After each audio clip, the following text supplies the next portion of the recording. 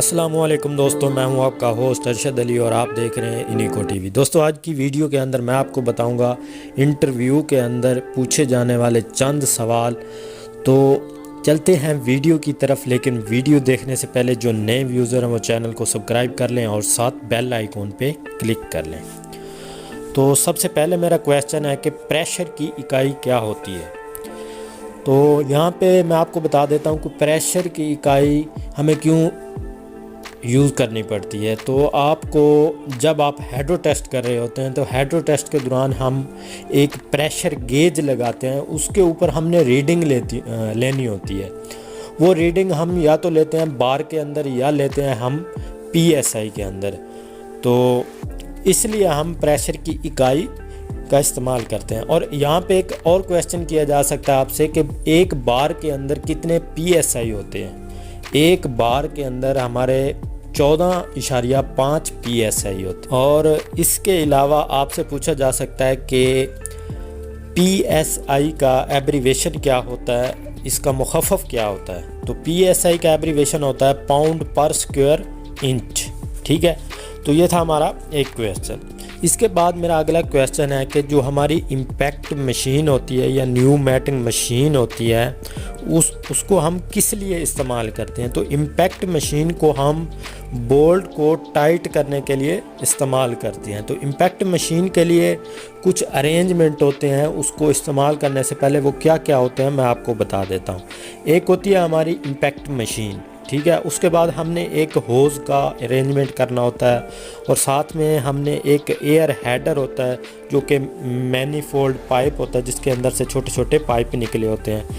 इसके बाद हमारे पास एक विप चेक होता है। विप चेक का क्या काम होता है कि हमने जब दो कपलिंग को जोड़ना है तो जोड़ने से पहले क्या करते हैं हम विप चेक, एक स्प्रिंग नुमा हमारा विप चेक होता है जिसको हम होज़ के अंदर डाल देते हैं ताकि अगर खुदा न खास्ता प्रेशर की वजह से हमारा कपलिंग यानी पाइप होज़ खुल जाए तो वो बहुत दूर तक किसी चीज़ को नुकसान ना पहुंचाए। तो इसके लिए हम क्या करते हैं, विप चेक का इस्तेमाल करते हैं।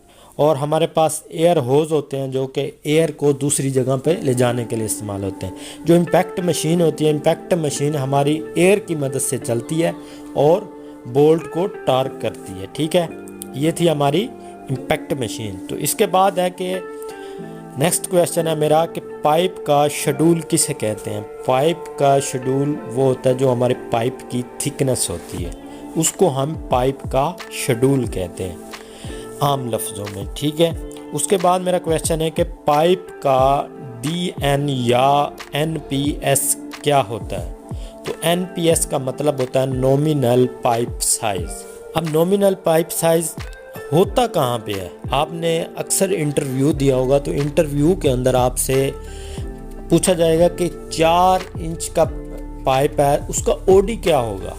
ठीक है, तो 4 इंच जो है हमारा ये नॉमिनल पाइप साइज़ है। ठीक है, उसके बाद OD वो हम MM के अंदर बताते हैं। मसलन हमारा 4 इंच का पाइप है उसका OD 114 mm है। तो अगर आप 4 इंच को मसलन 1 इंच के अंदर आपको पता है कि हमारे 25.4 mm होते हैं। अगर हम 25.4 mm को 4 से ज़रब दें तो हमारा ये 114 नहीं आता, कम आता है। तो इसका मतलब क्या है कि हमारा जो NPS होता है वो OD से कम होता है। ठीक है, उसके बाद नेक्स्ट क्वेश्चन है कि फ्लंज सेपरेटर क्या होता है। फ्लंज सेपरेटर जब हम किसी वाल को या पाइप से अलहदा कर रहे हैं तो वहाँ पे अगर खुदा न खास्ता हमने कोई गैसकेट डालनी है, अगर वो दोनों फ्लंज दोनों में टच कर गए हैं, वो अलहदा नहीं हो रहे, तो हम एक फ्लंज सेपरेटर इस्तेमाल करते हैं जो एक किस्म का जैक टाइप होता है। उसके जो हिस्सा हम फ्लंज के अंदर डालते हैं वो विज टाइप होता है और जैक की मदद से दोनों फ्लंज को अलहदा कर देता है। तो आसानी से हम कोई ब्लाइंड या कोई उसके अंदर गैसकेट डाल सकते हैं। उसके बाद है कि अगर हमने नेक्स्ट क्वेश्चन है मेरा कि पाइप जब हम फिट अप करते हैं तो वेल्डिंग के लिए कितना गैप रखते हैं। तो अगर हमने इसका आंसर है कि टिग वेल्डिंग करनी है तो वहाँ पे हम जो गैप रखेंगे वो 4 mm होगा। अगर हमने आर्क वेल्डिंग करनी है तो उसके अंदर हम 3 mm का गैप रखेंगे। नेक्स्ट क्वेश्चन है कि अगर हमारी जो प्लेट है वो 1 mm से लेकर 3 mm तक है, तो हम इसको काटने के लिए किस चीज़ का इस्तेमाल करेंगे। अगर ज़्यादा मोटाई हो तो हम क्या करते हैं कि गैस कटर की मदद से काट लेते हैं, लेकिन अगर कम हो तो उसको हम किस चीज़ से काटेंगे। तो इसको काटने के लिए क्या करते हैं, हम कतीरिया इस्तेमाल करते हैं। ठीक है।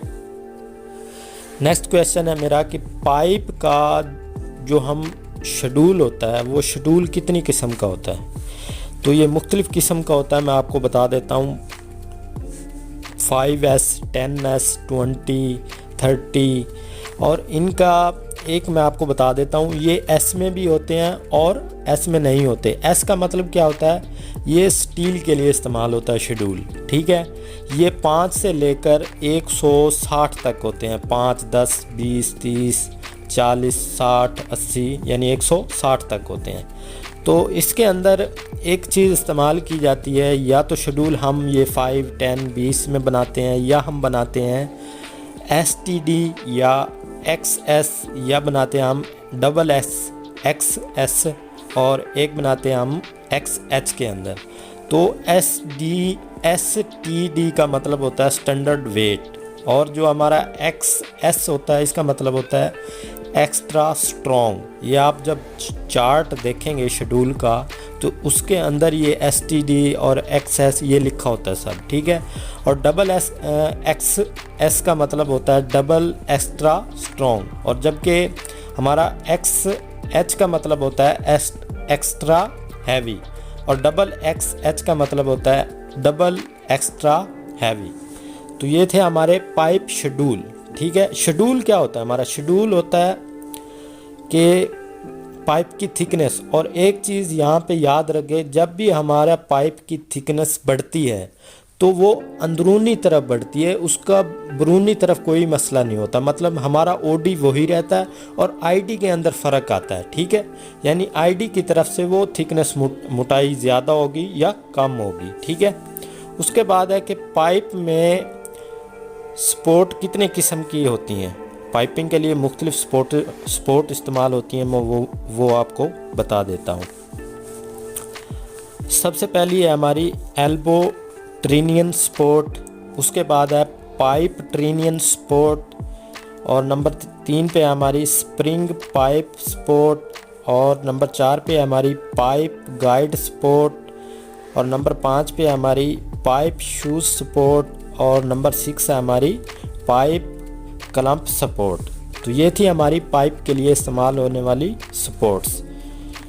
उसके बाद नेक्स्ट क्वेश्चन है मेरा, पाइप को जॉइंट के दौरान OD to OD या ID to ID मैच करते हैं। तो इसका आंसर है कि जब भी हमने पाइप को जॉइंट करवाना है तो हम ID to ID मैच करते हैं, और उसके बाद मैच करने के बाद वेल्डिंग करवा देते हैं। तो दोस्तों मैं उम्मीद करता हूँ आपको मेरी वीडियो पसंद आई होगी। अगर आप इस तरह की मज़ीद वीडियो देखना चाहते हैं तो हमारे चैनल इनिको TV को सब्सक्राइब कर लें और साथ बेल आइकॉन पे क्लिक कर लें। Thank you for watching.